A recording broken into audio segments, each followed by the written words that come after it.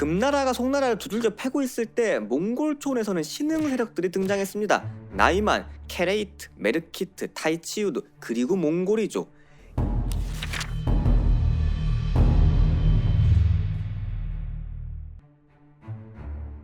훈족, 거란, 몽골, 여진 이런 이름은 역사 덕후가 아니라도 익숙한 이름일 겁니다. 국사 시간에 배워요. 11세기 거란, 12세기 여진, 13세기 몽골 침략. 저는 이렇게 외웠어요. 맞으면서. 이때부터였을까요? 제가 유목민족에 관심을 갖게 된 것이요. 조회수가 잘 안 나올 것 같은데도 제가 그냥 공부하고 정리하고 싶어서 영상 만들었습니다. 이런 책을 막 보고 있으니 누가 그러더라고요. 우리나라 역사도 모르는데 이런 걸 왜 해? 그냥 말 타고 다니는 애들 아니야? 그러니까 네가 무식. 유목사를 알면 좋은 게 우리가 사는 동아시아 역사와 중동, 서양의 역사를 연결지을 수 있습니다.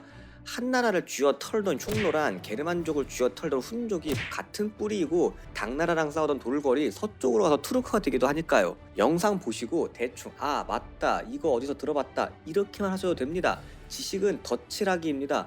지금 들어본 이름과 흐름이 나중에 분명 도움이 될 겁니다. 더 많은 유목민족과 국가들이 있지만 세부적으로 다루기에는 너무 방대할 것 같아 정말 대략적인 틀만 잡겠습니다. 유목민족들은 드넓은 초원 스텝지대에 살았습니다. 강수량이 적어 건조하고 온도가 낮았기에 농업은 힘들었고 양과 말 등을 기르며 살아왔습니다. 그래서 항상 주변 민족들과 무역을 하거나 농경 생활을 하는 정주 민족을 약탈하며 살았죠. 유라시아 스텝 지역은 알타이 산맥을 기준으로 서부 스텝과 동부 스텝으로 나눕니다. 서부 스텝 지역은 대표적으로 우크라이나, 카자흐 초원이 있습니다. 그래서 유럽이나 중동 역사에 많이 언급되죠. 동부는 몽골 초원 지역과 만주, 연해주 지역으로 구성되어 있으며 중국과 우리나라 역사에 많이 등장합니다.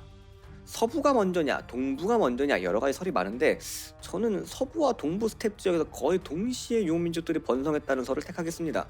기록상 최초의 유목국가는 서부 스텝 아랄해 동쪽에서 시작해 카프카스 산맥 북쪽, 우크라이나와 러시아, 카자흐스탄 지역까지 세력을 넓힌 스키타이입니다.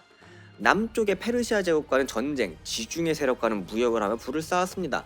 마케도니아의 필리포스 2세에게 진출을 저지당하고 점차 쇠락합니다. 동부 스텝에서 최초의 유목국가는 흉노입니다. 지금의 몽골 초원과 중앙아시아 지역을 차지하고 남쪽의 한나라 유방과에 싸우면서 이기고 실크로드를 장악하며 세력을 과시합니다. 하지만 후에 한무제의 압박과 동쪽의 선비족의 성장으로 동서남북으로 분열하고 맙니다. 서흉노 중 일부가 서쪽으로 이동해 스케타이족과 합쳐져 훈족이 되었다는 게 중론입니다. 이 훈족으로 인해 게르만족의 대이동이 일어나고 서로마가 멸망하죠. 몽골 초원은 선비족의 차지가 되었습니다. 한, 위, 진나라가 잇따라 멸망하고 중원이 어지럽게 분열되자 이 선비족들과 중소 유목민족들은 남하하여 5호 16국의 혼란기를 만듭니다. 놀랍게도 유목민들의 이동으로 다른 민족들의 연쇄적으로 이동하여 혼란해진 이 5호 16국이 게르만족의 대이동과 거의 비슷한 시기입니다. 다시 공백이 생긴 몽골 초원은 유연히 차지합니다. 만주, 연해주 지역은 반농, 반목의 하이브리드 유목민족들이 대부분이었습니다. 동호라고 불리었고 예맥 계열과 퉁구스 계열로 나누어지는데 예맥계가 바로 우리의 조상이죠. 고조선, 부여, 고구려, 백제, 발해로 이어지는 우리의 뿌리입니다. 퉁구스 계열은 숙신, 음루, 물길 등으로 불리다가 말갈로 통합됩니다. 5호 16국의 혼란기를 끊는 것도 사실 선비족입니다. 수나라의 양씨와 그 뒤에 당나라의 이씨가 선비족이거든요. 유연 밑에 있던 돌궐의 반란으로 몽골 초원은 돌궐의 차지가 됩니다. 이때 서쪽으로 도망간 유연은 헝가리까지 가서 아바르족이라 불리웠습니다. 당나라는 돌궐을 견제하였습니다. 계승권 다툼으로 동서 갈라진 돌궐을 이간질시켜 결국 서돌궐은 금방 멸망하게 됩니다. 이 서돌궐이 서쪽으로 계속 이동하여 중앙아시아 여러 민족과 섞여 튀르크족이 됩니다. 후에 셀주크 투르크, 오스만 투르크, 현재 튀르키예가 이들의 후손입니다. 동돌궐은 당에 맞서 고구려, 백제, 외와 동맹을 맺지만 결국 멸망하게 됩니다. 몽골 초원은 돌궐계 위그르인들이 차지하죠. 이 위그르인들은 안사의 난으로 힘든 당에 군대를 파견해 반란을 제압, 그 대가로 엄청난 공물을 받아들입니다.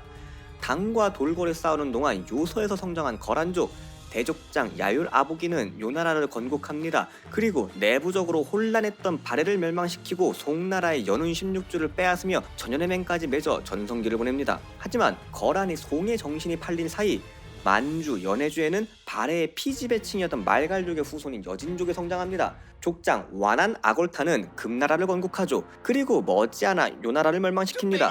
그리고 송나라의 북쪽을 완전히 점령, 중국 역사상 3대 치욕이라 불리우는 정강의 변을 겪으며 송의 조정은 남쪽으로 도망갑니다.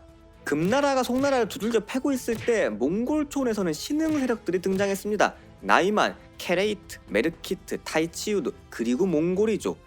이 신흥 세력들을 규합하고 몽골 초원을 통일한 인물이 징기스칸입니다. 그리고 약 70년간 몽골은 오스트리아 빈에서부터 일본 후쿠오카까지 유라시아의 거의 모든 국가와 전쟁을 합니다. 그것도 동시다발적으로요. 결국 그들을 복속시켜 몽골 제국을 완성시킵니다.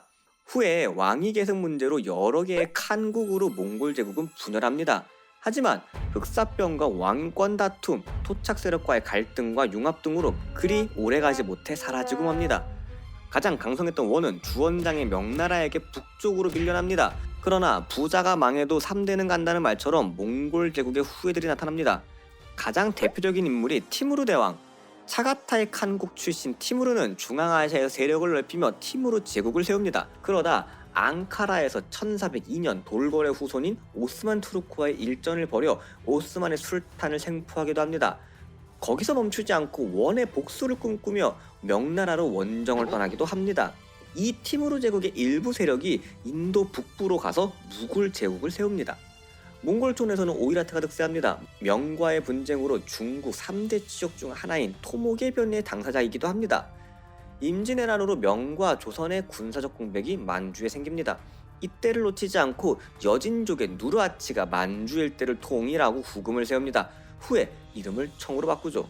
16세기가 되어서야 몽골의 세력에서 벗어나 동쪽으로 세력을 넓힌 러시아와 동아시아의 절대 강자 청 사이에 오이라트의 후예이자 마지막 유목민족인 준가르가 있었습니다. 이 준가르는 끝까지 저항하였으나 결국 청의 걸륭제에 의해 멸망합니다. 그리고 새로 얻은 강역이라는 뜻으로 신강이라는 이름을 붙여 위그르 족도를 여기에 살게 하고 현재 우리가 신장 위그르라 부르는 지역이 됩니다. 먼 미래에는 지금의 근현대사를 아마 해양 세력과 대륙 세력의 갈등이라는 시각으로 볼 것입니다. 영국 대 러시아, 미국과 소련의 냉전, 미국 대 중국 러시아의 신냉전 등으로 말이죠. 과거에는 유목민과 정주민의 갈등입니다. 중국의 만리장성이 그 증거죠. 해양 세력이 득세하기 전에는 유목 세력이 그 역할을 해왔을 겁니다. 좋은 기동성과 강인한 군사력으로 끊임없이 움직이며 거래와 교환을 통한 이득을 극대화하고 살아갔던 유목민. 역사를 움직이는 축은 다양합니다. 바라보는 관점도 여러 가지입니다. 유목사는 3000년 동안 우리 역사의 엄청난 축을 담당했습니다. 그에 비해 우리의 관심은 덜하죠. 한국사뿐만 아니라 세계사 전체에 큰 영향을 준 유목 민족 역사를 한번 정리해보셨으면 좋겠습니다. 이번에도 다 아시는 얘기 봐주셔서 감사합니다. 지식과 정보를 관찰하는 지식리어캣이었습니다.